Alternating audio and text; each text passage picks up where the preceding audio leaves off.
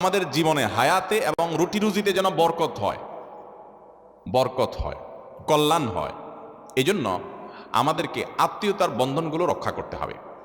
আত্মীয়তার সম্পর্ক যে যত বেশি সংযুক্ত রাখবে, আত্মীয়তার সম্পর্কগুলোকে যে যত বেশি জোড়া লাগাবে, রক্ত সম্পর্কে আত্মীয়দের সাথে যাদের যত সুসম্পর্ক থাকবে, আল্লাহ তাআলা তাদের হায়াতে এবং রিজিকে তত বেশি বরকত দান করবেন, তার ভাগ্য তত সুপ্রসন্ন হবে।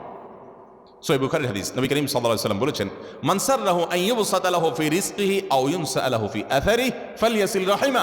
যে চায় তার রিজিককে আল্লাহ প্রশস্ত করে দেন, যে চায় তার হায়াতের মধ্যে আল্লাহ তাআলা বরকত দান করুন, এটা যদি কেউ চায়, সেই জন্য তার রক্ত সম্পর্কে আত্মীয়দের সাথে সুসম্পর্ক বজায় রাখে। রক্ত সম্পর্কে আত্মীয় কারা? আপনার বাবা মা, আপনার ছেলে মেয়ে, আপনার দাদা দাদি, আপনার চাচা ফুফু, আপনার চাচাতো ভাই বোন, আপনার আপন ভাই বোন তো আছেনই, আরও কাছের তারা, আপনার মামা, আপনার খালা, আপনার নানা নানি আরও কাছের, এরা হলো আপনার রক্ত সম্পর্কীয় আত্মীয়।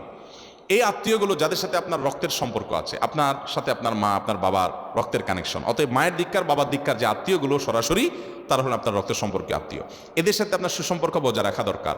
আমাদের সমাজে এই আমলটা অনেক বেশি অবহেলিত ভাই। রক্তের সম্পর্কীয় মানুষগুলোর সাথে সুসম্পর্ক বজায় রাখা এটা ফরজ, এটা কোনো মুস্তাহাব আমল না, এটা ফরজ।